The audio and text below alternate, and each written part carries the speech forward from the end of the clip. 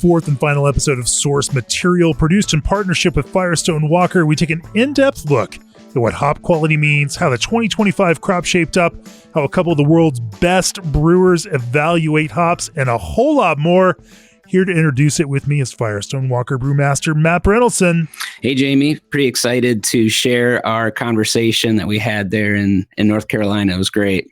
Yeah, we recorded this live at our Brewers Retreat this past November and includes someone else familiar to listeners, your good friend and mine, Vinnie Cilurzo of Russian River Brewing, along with Michael Roy of Roy Farms. We walk through sensory evaluation, offer a glimpse into your mind, Vinny's mind, two extraordinary brewers, and one multi-generational hop farmer, as you all talk shop about hops for IPAs, lagers, and more. We focus quite a bit in this conversation on the new generation of lager hops and American-grown lager hops. It's an interesting piece of it. The event as a whole is a special one. It's one you've been involved with from the very start in 2015 when we did them up at Devil's Thumb Ranch in Colorado. What a fun, amazing thing that you've put together. And, it's so amazing that you bring pro brewers together. And I remember that first one, a couple of us were scared of the homebrew kit because it had been years since we had touched one of those. And you're like, here you go, show these guys how to do it. And most of the brewers who showed up were far better home brewers than I ever was. But somehow we all worked together. I don't remember if it was the first or the second year, but we even brewed in the snow up at elevation. Mm-hmm. And it was, what a great thing you put together. And I feel like it gets better every year. I like to think it doesn't get better, but every experience it becomes its own special and unique thing. And the best, though, is I think I don't feel like we're ever repeating ourselves these days. And this one at Sierra Nevada was just something else entirely. The one we did together at Russian River a few years ago was beautiful. That was its own thing. Oh, man. You take all of them together, like we've been able to build some incredible and memorable experiences.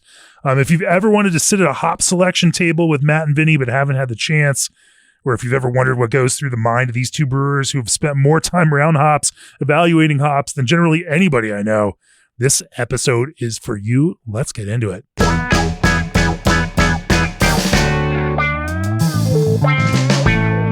For this panel, we're going to, you've got samples on your table. We can walk through the process of evaluation and how we think about those hops. We're also going to talk about some of the dynamics that happened this year through the hop harvest, some of the things you can look for in this year's hops and all of those things. But we'll start off with, I think we don't need to do introductions for Vinny and Matt. I think, right? You guys are comfortable with Vinny and Matt, right? But we'll start with Mike Roy. Mike, why don't you give us a little bit of background on Roy Farms, the family farm, and its history, and what you all are doing now in the partnership with Crosby. Oh man, that's a lot of territory to cover. Thanks for having me up here with you guys. Feel honored, and thank you, everyone. Roy Farms is located out of Yakima, and we've been farming hops there for 115, 120 years, something like that. So fourth generation hop grower, and my brother's out there somewhere, Andy. But so my brother and my sister and I have taken over from my father, and we've had a long history of navigating the world of hops and how we engage with that market. And we do growing, processing, sales, breeding program. So we've had to look at a lot of different angles over the years, from big breweries to small breweries, and like I said, how we engage with that and pivot. It seems to be the name of the game a lot of the time. So Mike, for you guys, what was this year like for you in terms of what you're growing, how that's changing, how the growth process went, and then how harvest went?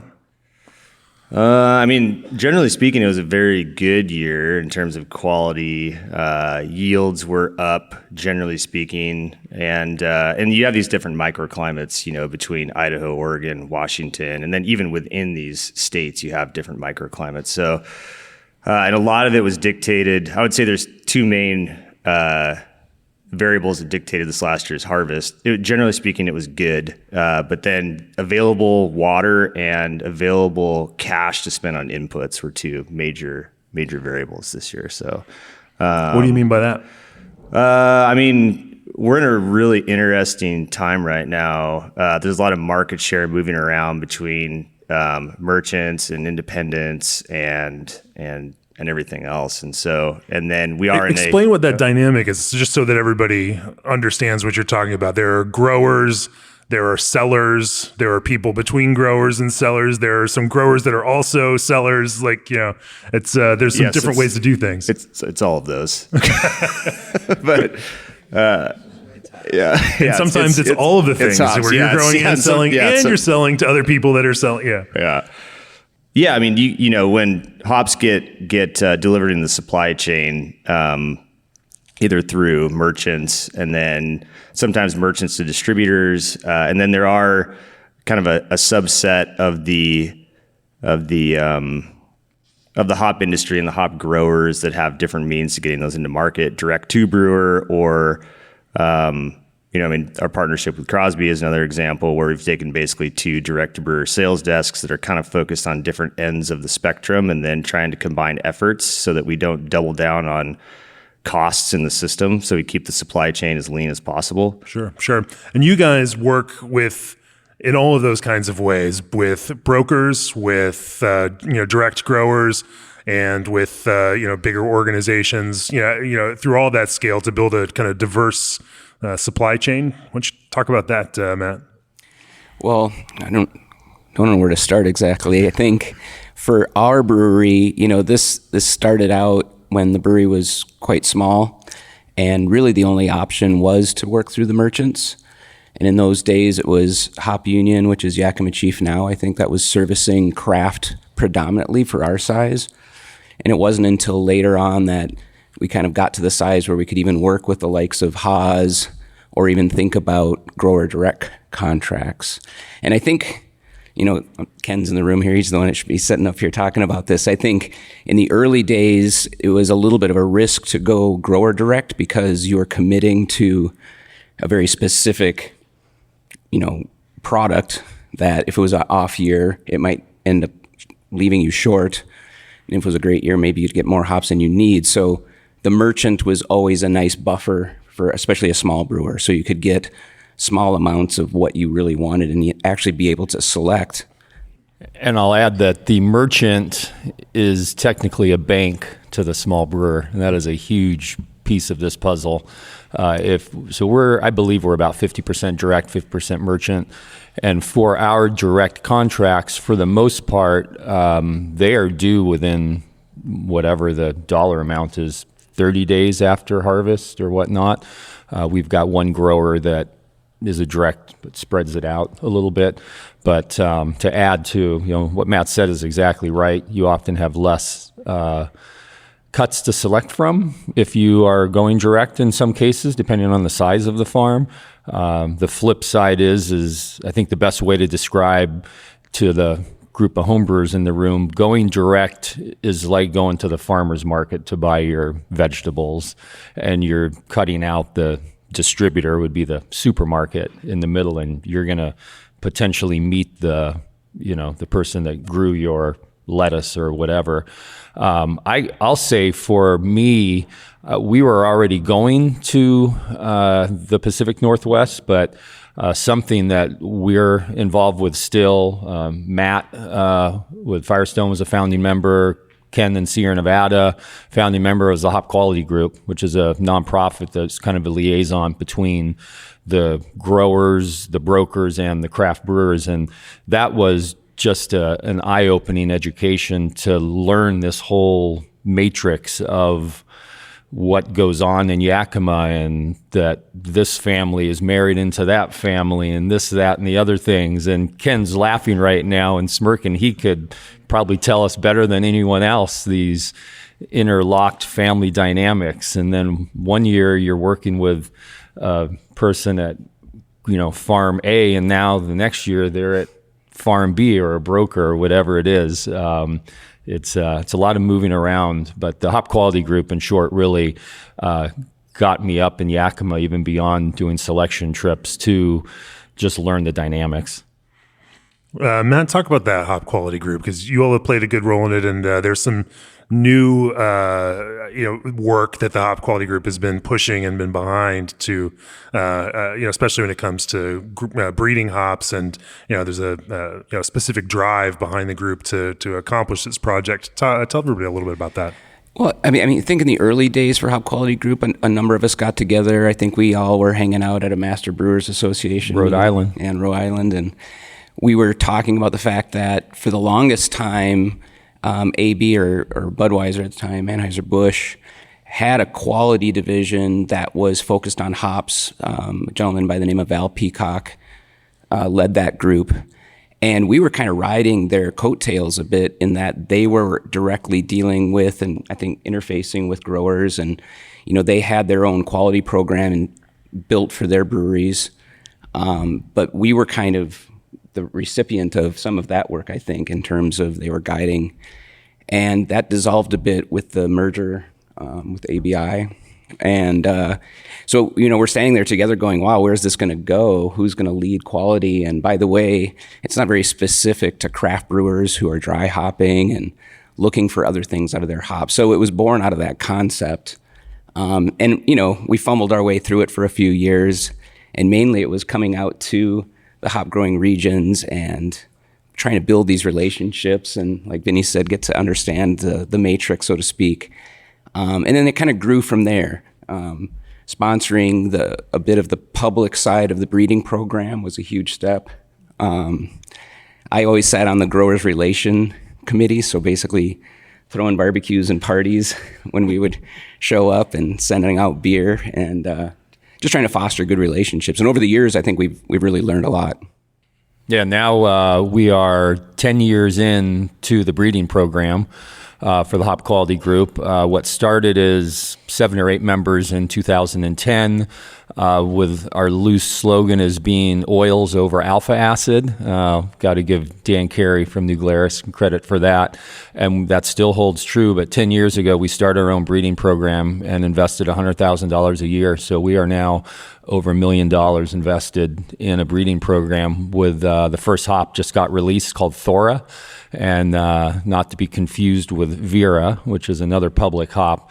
But Thora previously was Hop Quality Group 4. If you swing by my brewing station later, I actually brought some from last year's crop. But we're very excited. So Russian River Brewing is really high on what Hop Quality Group 4, what's now called Thora. It's got a really big, just massive tropical note to it. On the GC graph, it's flat, flat, flat, flat, flat, and then just a giant spike, and then it drops down, flat, flat. So it is maybe a little one-dimensional, but it's not meant to be a hop that is you're going to use 100% of. It's meant to be integrated with other hops.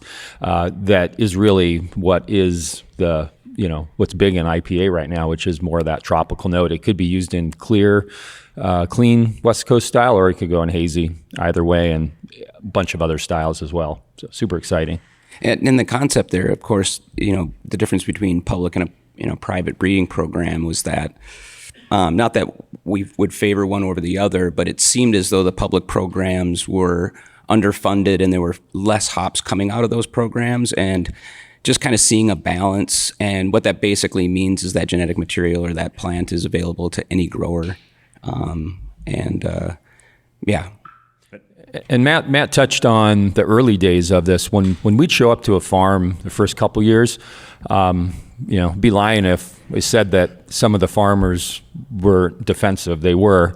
I don't mean you. No, we weren't.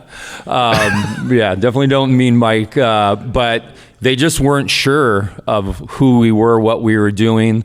And in all honesty, for years, Val was the bad guy from AB that would come in, and he had his counterpart that lived up in the valley, Daryl Smith, who Mike probably remembers. And then Mike would come which that in was one of our first moves. Was we contracted with Val Peacock, so he kind of came out of retirement to help us form and just get an idea of how this program might work. So Val joined the Hop Quality Group early on. But that was a lot of the farms didn't have bird netting up, so birds would fly in and take a crap in the hop kilns, and the biggest message, like Matt said a little bit ago, was that we're dry hopping beers, and this is just as IPAs are starting to explode.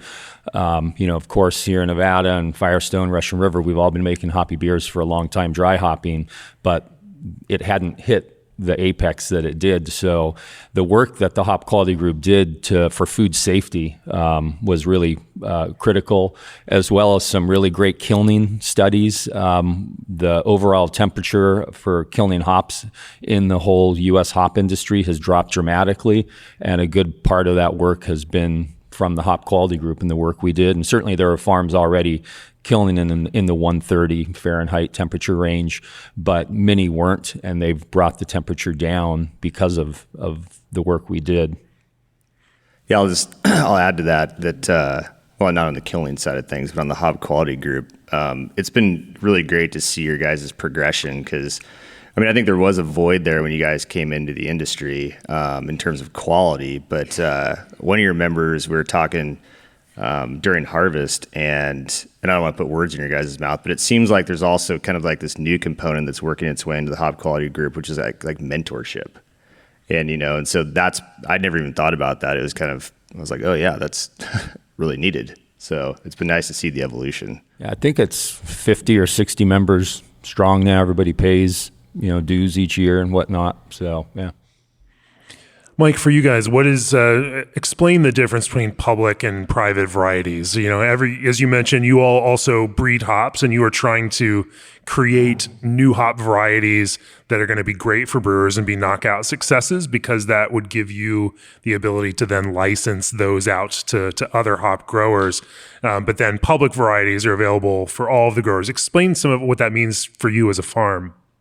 At the end of the day, we just want to supply the product that the brewers want. And the idea behind having our own breeding program has kind of ebbed and flowed over the years. It started when, we were dealing with commoditized alpha on a global scale. And so when we originally started our breeding program, it was to compete with China on a cost per kilogram of alpha basis. And that was the reason, and so we were working with dwarfing genetics and semi-dwarfing genetics and all these things. And then at the time, we were also dealing with advanced products. And so some of our releases are really good in terms of converting into advanced products. They use less catalysts and et cetera, the chemical reactions. And so, but then out of that, craft beer took off. And so we pivoted the breeding program, and probably were, generally speaking, maybe a little bit lost in terms of vision there for a while. And then we got caught up in the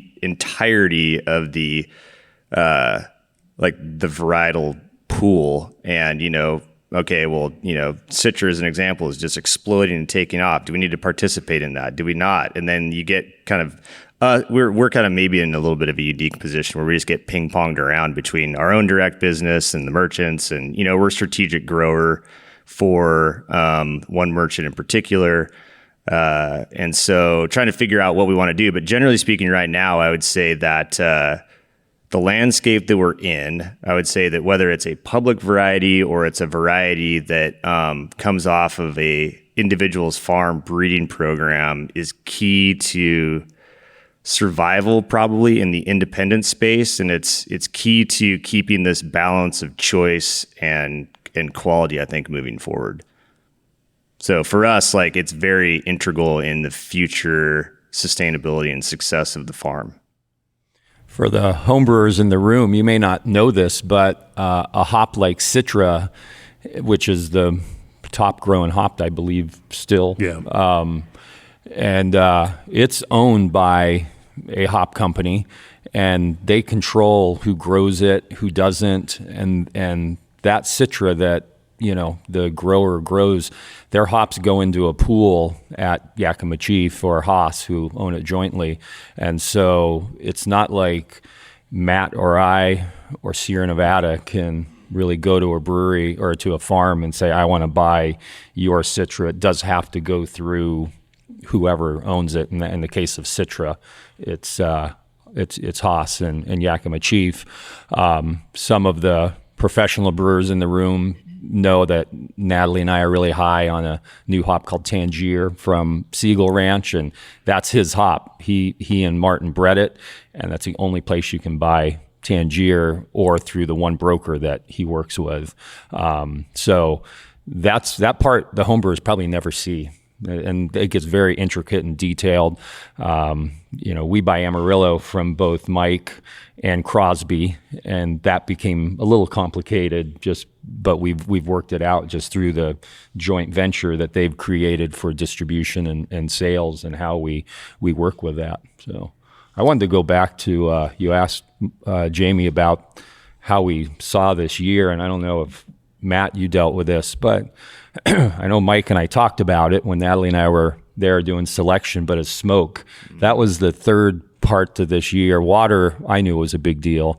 I hadn't really thought about the cash flow, but it does make sense. But smoke was a big deal. There was a big forest fire outside of Yakima. It was a natural lightning fire. It's what's supposed to happen. And the Forest Service or whoever takes care of that, they just let it burn. So the first, I think it was September 1 through maybe late August through September. So basically the first week and a half of harvest, there was a pretty good amount of smoke in the valley. So why don't you talk about that, Mike? And I tried to forget about it, but it's not like we don't have enough things coming at us. Now we have to worry about smoke taint. But yeah, I mean, in the past, I don't know what it is now, 5-6 years, something. I mean, we've had a series of forest fires that are threatening quality, really, at time of harvest. And there was a couple years there where there was one really bad year. Remember what year? Yeah. Anyway, so I think we're getting a little bit wiser about kind of how it can influence. Some things are just outside of our control. But yeah, this year we had to. We're focusing on air quality, and do we harvest that day? Do we switch into a variety where it won't be as impactful? As an example, like, do we need to go into CTZ that's just going to become, extracted for a couple days while the air quality gets better, and then go back into an aromatic variety? So these are some of the things we have to think about now. And fortunately, this harvest, there was, I think, 2 or 3 days where the air quality was pretty bad. And so a lot of growers pivoted and made the appropriate decisions for those 2 days. But I mean, every year you're kind of just crossing your fingers, hoping that it's not, a multi-week or a month-long event. Well, certainly you run into it at selection, and it can really stand out. So I guess that reinforces the importance for selection. So going out and having these conversations, but also rubbing and smelling the hops. Vinny, you should tell people about your spreadsheet. Yeah. It's the nerdiest thing that I've seen, tracking the air quality index in Yakima day by day through hop harvest to identify those potential higher smoke days and target selection outside of those exact date windows. Yeah, exactly. Every day I found an app that had the air quality index, or AQI as its acronym is, and I pulled the number for Moxie, for Toppenish, for Grandview, for Granger, all the pro brewers in here. If you know Yakima, you know exactly where we're getting our hops at now from those towns. And I could, on this one AQI app, I could pull it by the hour, and it had a historical by a week, so I could find what the peak was for that day, and I logged it into a spreadsheet, and then I laid it over the picking window of that specific variety. Unfortunately for us, it fell on Simcoe, which is our number 1 hop. It fell on Amarillo, it's our number 2 hop, and it fell on Tangier, which is now our number 3 or 4 hop. So we had a good chunk of our 25 crop year hops laid in that window. So Natalie and I did select around it. We didn't technically select the Simcoe picking window that we always like, just in fear of hops. We once had some smoked hops slip through, and we had to dump 250, 300 barrels of beer that was smoke tainted. Figured it out after the fact. So it's a real thing.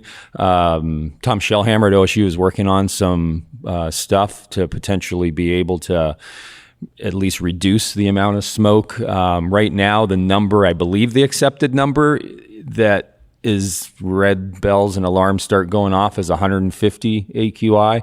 Over that, and you probably want to start being concerned. Under that, you still need to pay attention, but maybe it's not as bad. But I did hear of at least 2 varieties from one broker that were smoke tainted. And there is a test that hasn't officially been released, but Natalie and I even have a little Pelican case that we can travel with and do this, where you take your hops, a certain amount of hops, certain amount of hot water, let them steep for an hour with a coffee press, and then smell it.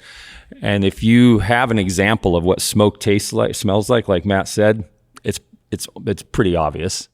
He walks into the room and the merchant's just like, all right, get those out of here. We know that. They start sweating. And I do have to give Creature Comforts credit for that. They literally sent an email with all of the stuff you needed to order online, this thing, that thing, whatever. So, Mike, talk about how smoke, you mentioned you can delay, say, harvesting an aromatic variety for a couple of days because it's the exact harvest time that tends to lock smoke in. Talk about how that works, or what it means if you delay, or how does smoke get pulled into this, this hop cone?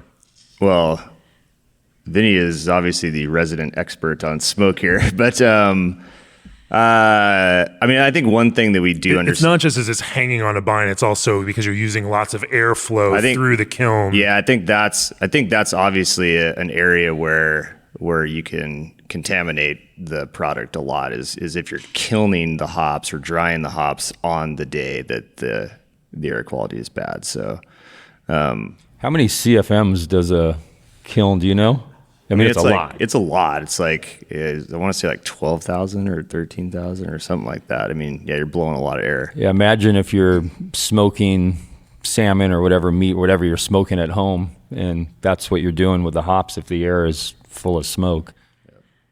Yeah, so your harvest day, I mean, there are limitations, and there's risks. So if you stop harvesting a variety for 2 days, you don't know if the air quality is actually going to get better. And then some varieties may not have that flexibility. I mean, is it Cashmere's got like a 1 day harvesting window? I joke, but it's probably like 2 days or 3 days max, where it's not much more than 2 days. Yeah. So like that variety, when it's ready on the farm, like it needs to get harvested in that 1 day or 2 days. And then other varieties may have a 10-day harvesting window, but those harvesting windows are really, really important. And so, so you can play that game a little bit, but sometimes not much. And, the air quality is different in different parts of the valley there. When we were there for hop harvest this year, interesting, up in the, on the kind of northern side of the valley, like significantly different air than further down. And so keeping track of all this data is absolutely insane. But I want to add one more thing too on Amarillo. We literally were at Crosby and there was no smoke in Oregon this year. So Natalie and I were there, picked a lot we liked.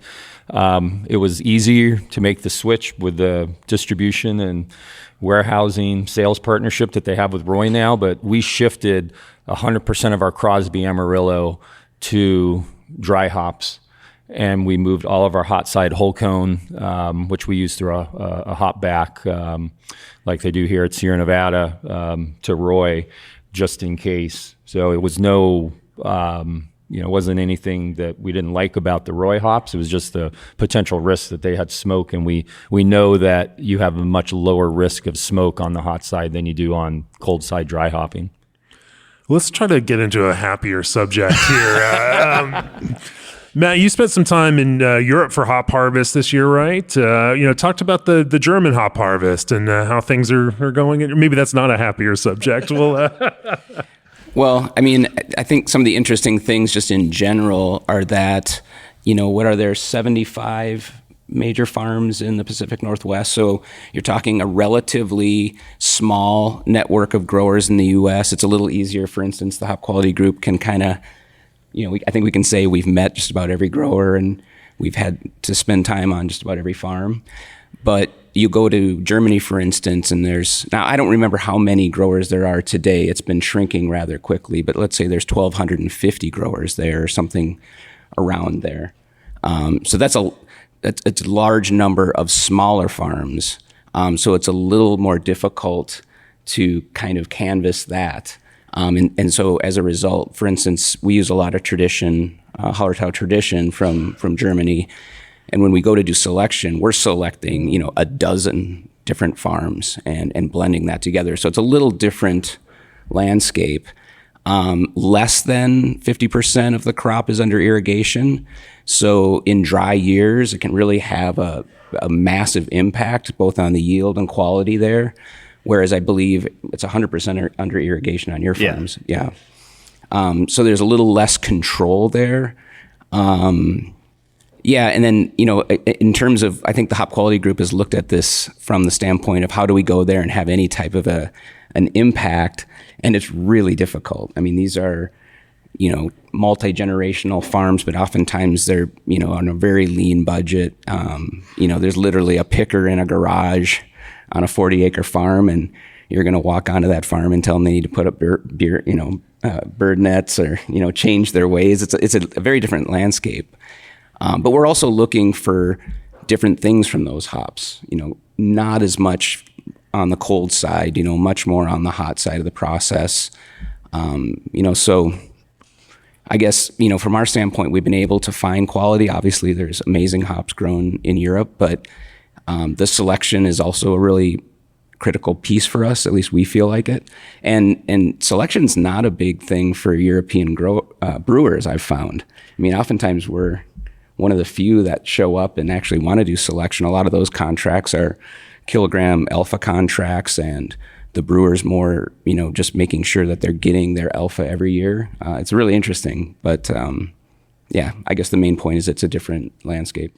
It's interesting too, though. Right now in the U.S., there's a bit of a resurgence of breeding programs growing European type lager hop, and we've got Adina right in front of us that is a Roy bred hop that I made 100% Adina beer. I think you still have my empty keg though, Mike.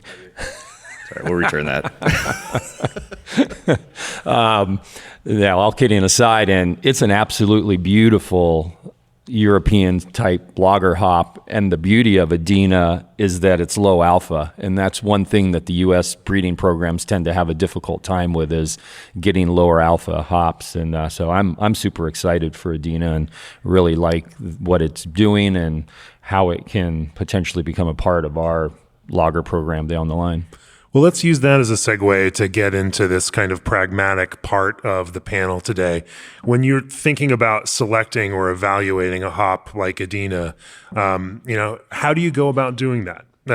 Sometimes there aren't a whole bunch of different lots to pick from, but how do you, talk about that evaluation process, how you smell, how you lock in that idea of what a hop is, and think about how that was going to actually go from what you're rubbing in the hop itself to the actual beer, because what you smell is not necessarily what shows up in the beer at the end, but you all build some shorthand for that. Matt, when you're rubbing a new hop or a new year of a hop you're familiar with, talk about your process.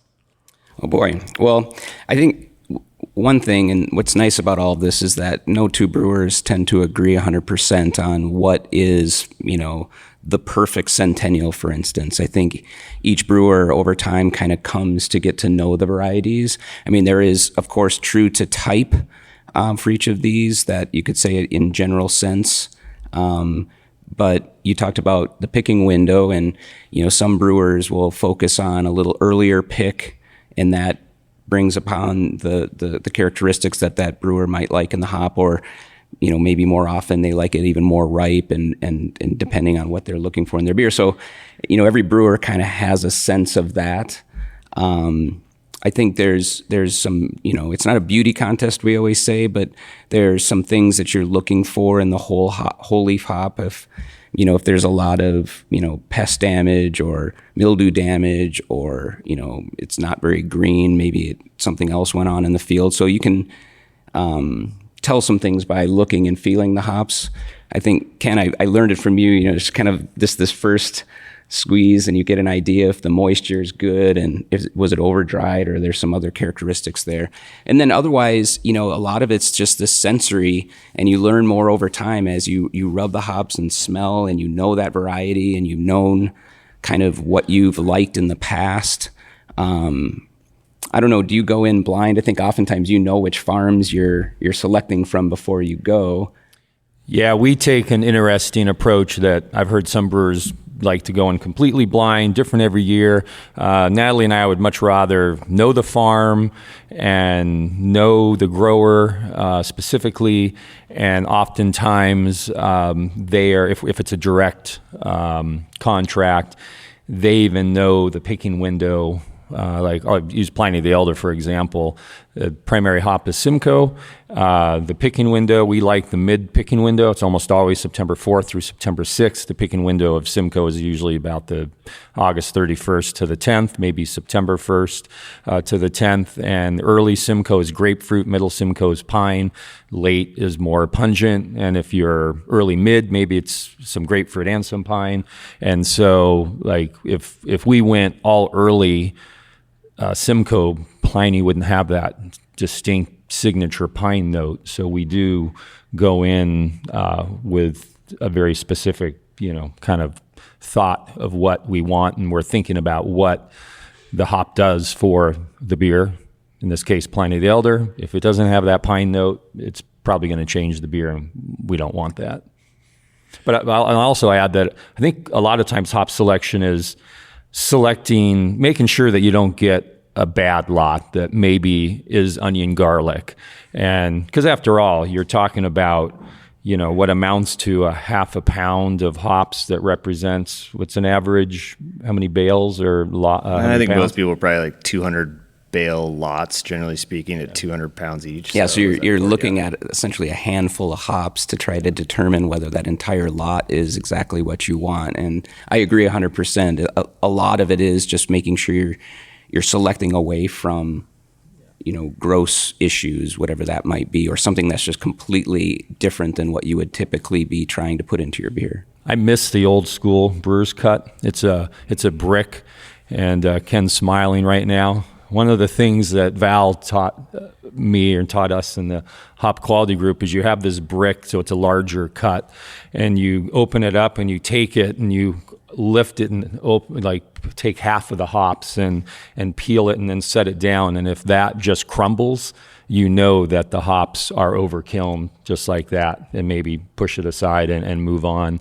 We only have a couple farms doing those old school bricks, and I understand it's a lot more hops that they have to give up. They're so pretty though. Oh, it's so pretty. Yeah, make sure you catch Natalie or I later. We've got some great pictures, mostly Natalie does, of a brewer's cut. It's a brick. I had some of them here at the Brewers Retreat last year out of Dogfish Head, but it is a really cool way to and then the hops. European hops come loose in those beautiful kind of lavender colored paper. They're lavender burritos, hot burritos. Yeah. They're so pretty. They're awesome. So you talk about negative selection, staying away from some of the traits that are going to be distracting in the beer. And then there's also that positive selection element of then you've got a number of lots that all are, in some kind of generally place where they could work in the beer. How do you then fine tune from that point? For us, it goes back to a little bit what I just said, is that we're looking for a very specific something in the hop for the beer that we know Simcoe goes into, that we know, I mentioned the pine is a big deal for Pliny. For Amarillo, we're looking for stone fruit. That's what we want. We know, and Amarillo is used in Blind Pig and Pliny the Elder, so that's very important. So we're thinking about what the trait is of the hop that is going to hopefully go into the beer. Then I think what's interesting though is when you have a new variety. So Tangier is now only on its third harvest. So I went in, unfortunately Natalie didn't make that trip. She was homesick, but I went in a day early and just went out to Siegel on a Sunday. Spent 2-3 hours there with Martin and John, just rubbing all the 6 lots that they had of Tangier. And I was joking with Brian earlier that they got in a little bit earlier than us, but we liked a different lot anyways, just like Matt said. So it didn't matter that, that they took a sizable amount and there was still plenty of good stuff on the table. And I think that just shows what Matt said, that everybody has a different look. But so for that case, I just wanted to learn the picking window. It was 5 days of harvest of Tangier, 6 different lots, and just learn them. Then I went outside, got some fresh air, and came back in and just took tons of notes. And we'll probably do that for the next few years. We were very lucky years ago. Mike Smith of Loftus Ranches, Mike and Pat, would pull out every lot of Simcoe that they have, every field, and they would let John Mallett and his crew at Bell's, along with Natalie and I, go in and rub like 25 Simcoe lots, and that's how we learned Simcoe. And so for the pro brewers, that's really the way to figure out what you like, and you can't just do it in 1 year. It just takes years to do it, and you have to be very patient.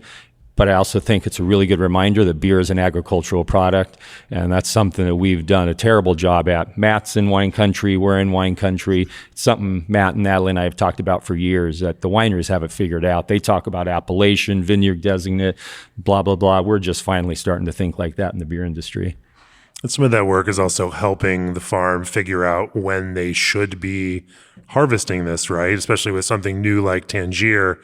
We were there the next day, and you could see this progression day by day in some of those samples that you're rubbing, and watch, like literally smell how the hop develops day by day by day through that harvest, and a kind of fascinating thing to take in. We have this fun project we're doing with CLS Farms with a 100-year-old hop variety named Brewers Gold. Brewers Gold is arguably the most important breeding hop out there because it was used to breed Chinook, Centennial, Nugget, Galena, but most importantly, 19% of Citra is Brewers Gold. And so I've always kind of had a soft spot for this hop. And so this is the 3rd year now that they've been growing it again.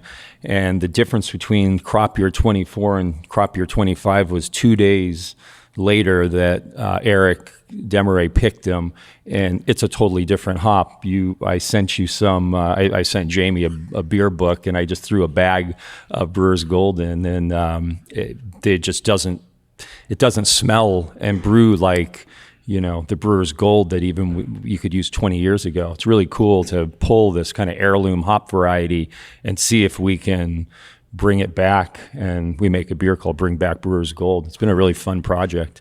Then you also have the added layer of complexity when you're advancing these new genetics or bringing a variety back. You probably end up with a disproportionate amount of baby acres, and those take a number of years to settle into kind of normalcy, and those pick windows usually run later than their kind of more adult counterparts. So it even shifts for you as the plants get older, and now you've got to accommodate that in your whole schedule on top of everything else. Yeah. Matt, we all know that different people sense things in different ways. It's super important. I know Vinnie and Natalie select together because the two of them, our two heads are better than one, and you get different kinds of perspectives. For you, you bring a whole team. You have a team of people, all who have some experience.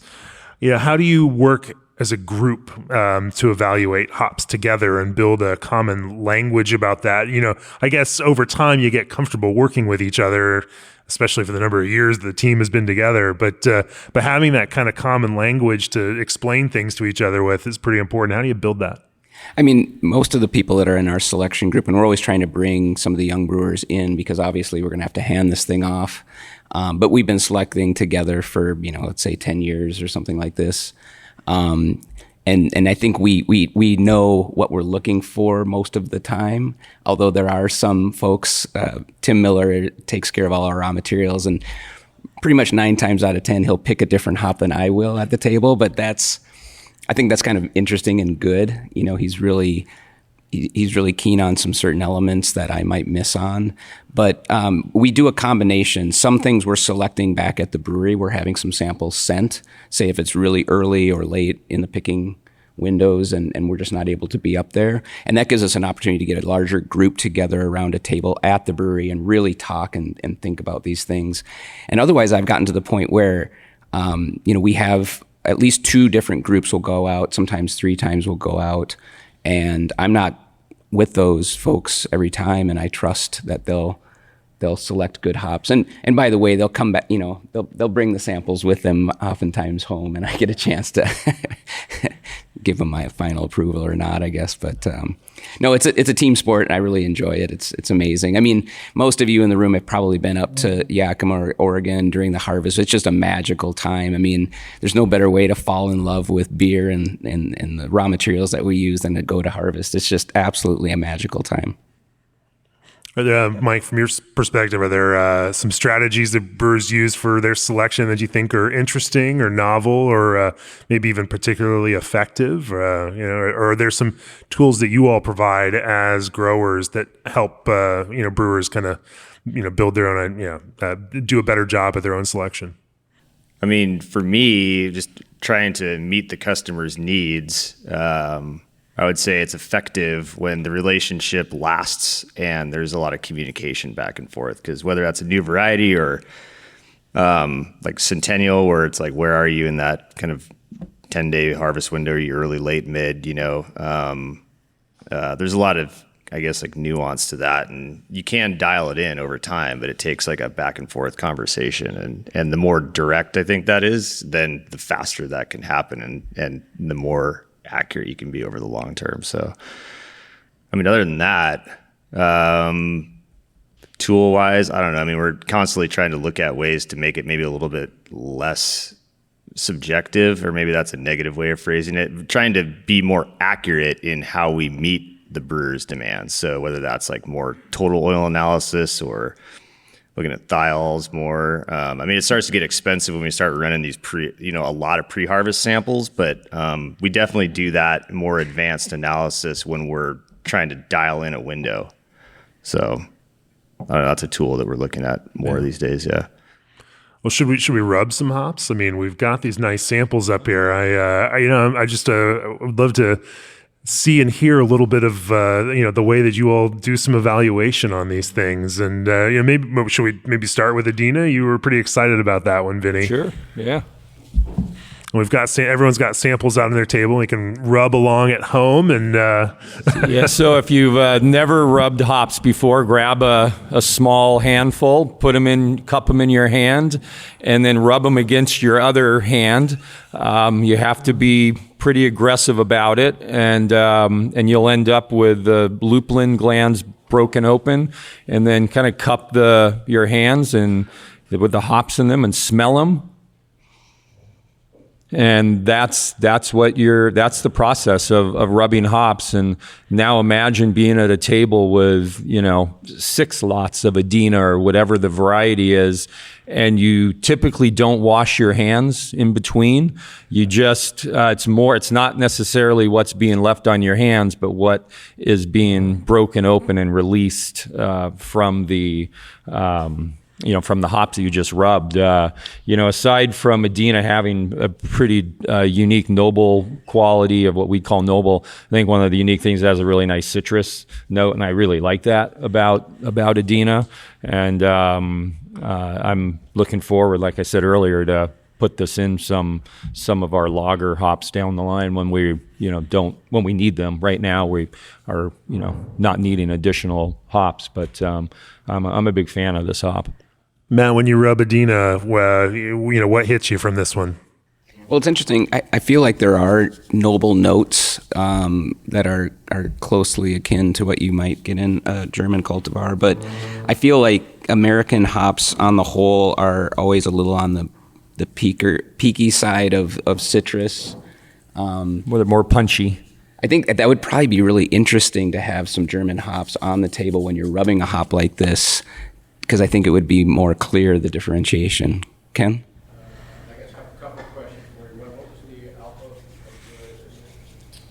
I think usually we're around 5 to 6, somewhere right in that range. Oh man, we go look to the people that have more data in the room. Andy, you have the oil content on this Adina? Yeah.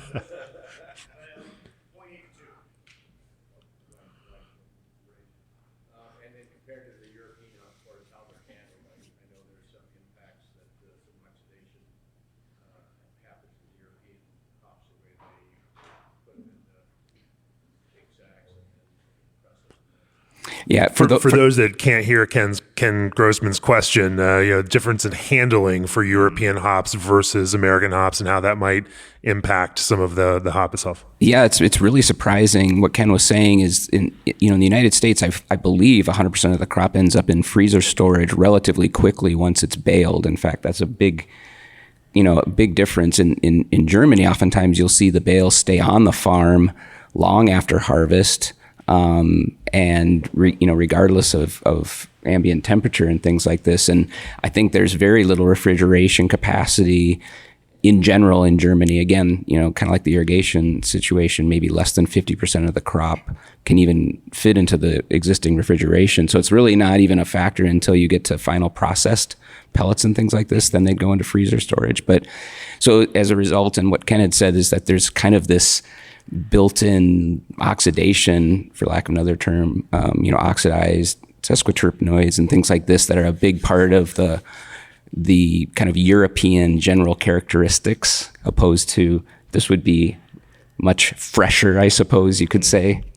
Yeah, I can't remember who we were having this conversation with during harvest, but we're kind of joking about it. Maybe we need to do a bale aging program on the ranch to get these things to be comparable. Yeah. To be more noble-ish. Yeah. Aged hops and lager. Man, maybe it's a thing. Anything else? So you find the kind of the higher peaks of citrus, in these American hops versus the European noble hops. But I think in this day and age of maybe not the the traditional lager beer, but like Italian Pilsner style, that you want a big, bright note. And, part of our Pilsner STS, which technically would be classified as Italian Pilsner, the middle fruit part of the dry hop is U.S. grown middle fruit from Oregon, from Goshi ranches. And I really like that brightness that it adds to that beer, because that's what we want. For your lagers, Matt, are they primarily European hops, or have you been working some more American hops in, even in some smaller ways, to add some of those high points? I mean, we just don't have that many lagers in the lineup, and so we have leaned. Do you need another lager after Pivo? I mean, isn't it just enough? I don't know. We need a Helles in our lineup. That's true. I'd like to see you do a West Coast Pils, put it out nationally so the rest of us little breweries can ride the shirt tails of your marketing. You heard it here first. Yeah. Well, I rather enjoyed the Pils that was on here, so congrats to Sierra Nevada on that beer. But we're predominantly, German, or I should say European cultivars in Pivo specifically. And then Saphir was the hop that we leaned on. I think that's well known. And it does have a little bit of that kind of lemongrass, a little citrus note that is maybe a little closer to what we just rubbed, relative to German grown Hallertau, Middle Früh or something like that. But we tend to lean heavily on, we select a lot of German tradition. We bring a fair amount of Spalt Select in, and then Saphir. Those are the three that we lean on heavily. All right, what should we rub next? Centennial, Chinook? Probably Centennial. Centennial.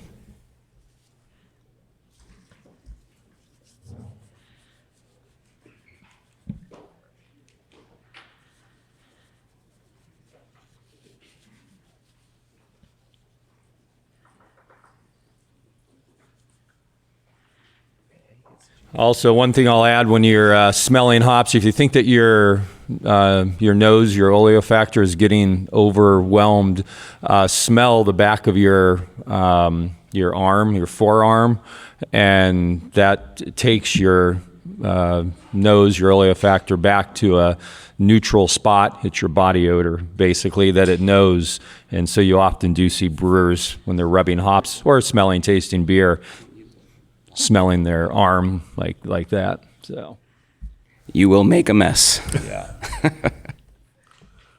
What are your thoughts, Matt?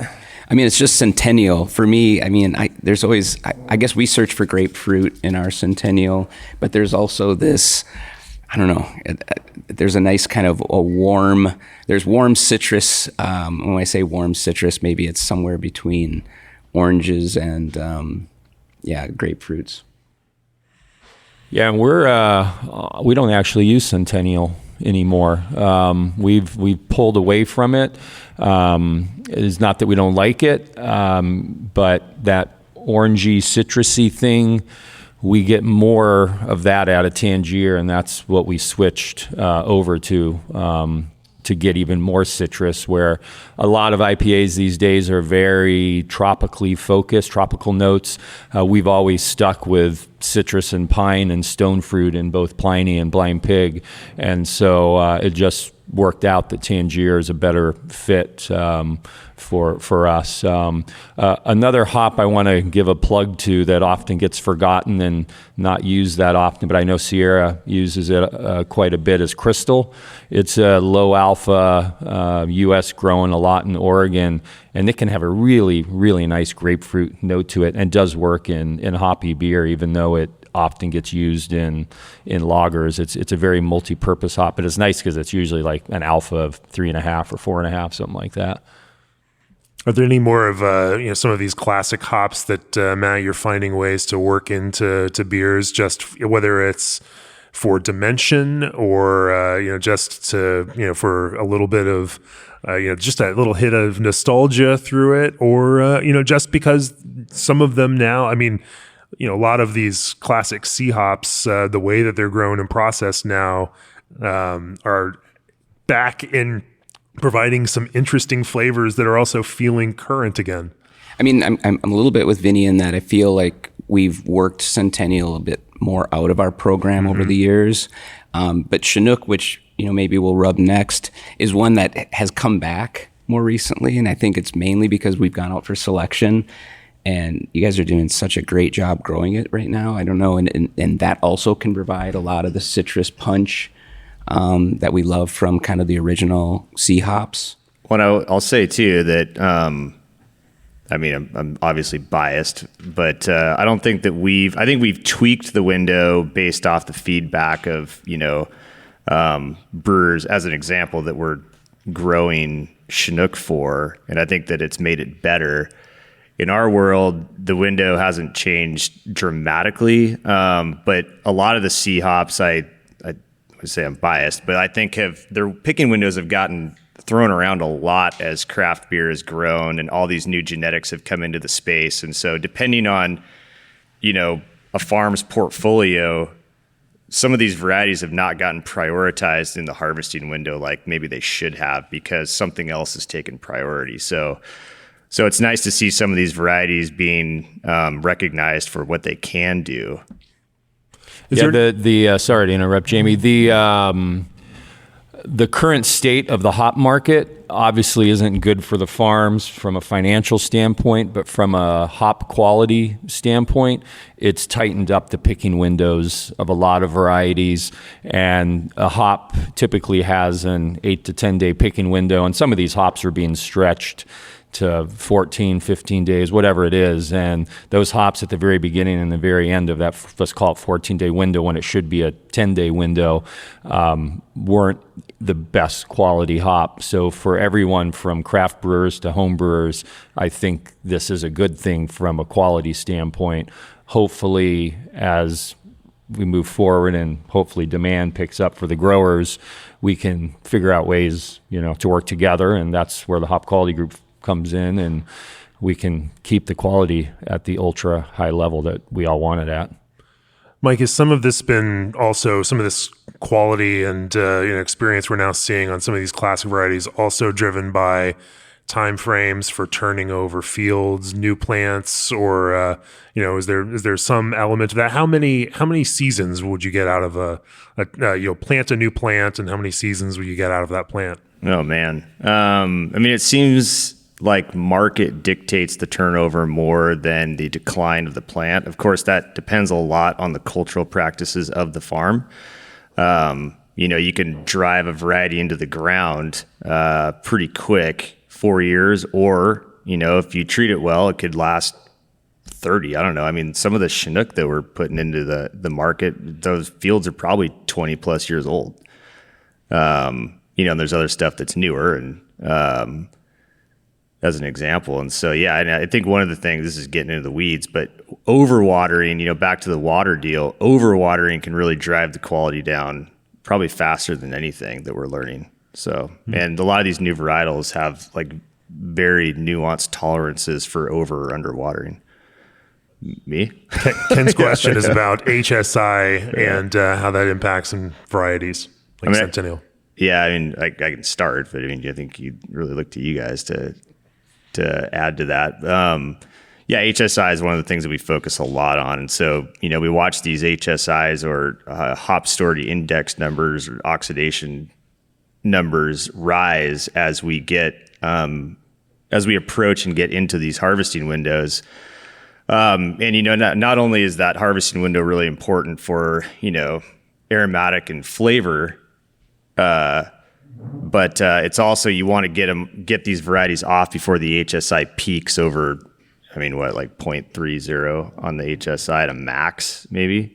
And so we're paying a lot of attention to that testing wise. And some varieties will peak faster. And then there's also a whole, like, once you get the thing, and HSI numbers can change quite a bit through the processing, not only the harvest window, but how you treat them in the machine, how you treat them in the kiln, what happens on the cooling room floor, what happens in processing, what your pelletizing process looks like, on and on and on. So, yeah, another part of the hop quality group is not just auditing farms, but auditing pretty much, it's been every pellet facility, probably in the U.S., for sure in the Pacific Northwest. On the topic of oxidation and hops, you've got this thing called humulinones, which is a oxidized alpha acid. And so if you're dry hopping with a hop that has a lot of humulinones, meaning that the alpha acids have oxidized, that actually becomes bitterness. But a humulinone is only 0.65% as bitter as 1 BU of isomerized alpha acid. So it is a different bitterness. It's tough to measure it. We do not have the ability to measure that at Russian River. So if we run a BU check on an IPA through our spectrophotometer, it just gives us a big number, but it doesn't break it out. Like, you'd need much more detailed equipment that I'm pretty sure they have here at Sierra Nevada. And I did hear the tour guide say last night, send us samples and we'll run them for you, which we've taken advantage of that many a times. So thank you, Ken and Brian. But that's just something to keep in mind as homebrewers. If you're dry hopping and you don't use an entire bag of hops, if you have a vacuum sealer, it's good to vacuum the bags if possible, and then put them back in the freezer. Shall I rub some Chinook? Yep, there you go.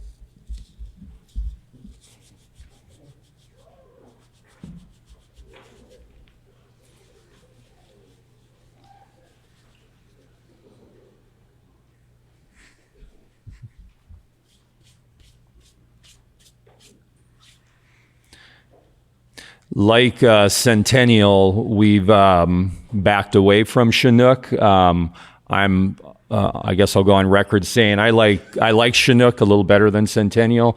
I particularly really like Roy Chinook. When we were using Chinook, we were getting them from Roy. I find that they just have this really big citrus punchy note. These smell really good, Mike. Oh, thanks.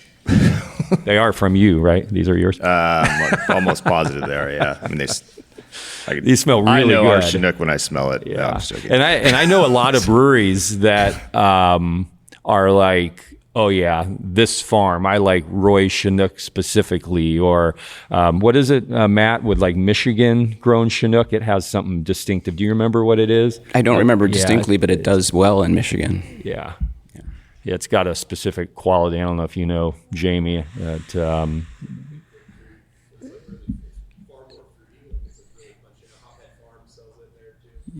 yeah. So more grape, even more grapefruity and just general fruitiness is what Chris just said.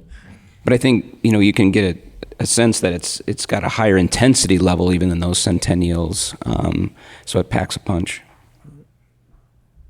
Cool. Anything else about Chinook, or should we get to Azacca? We do need to burn through this and get brewing here in a few minutes.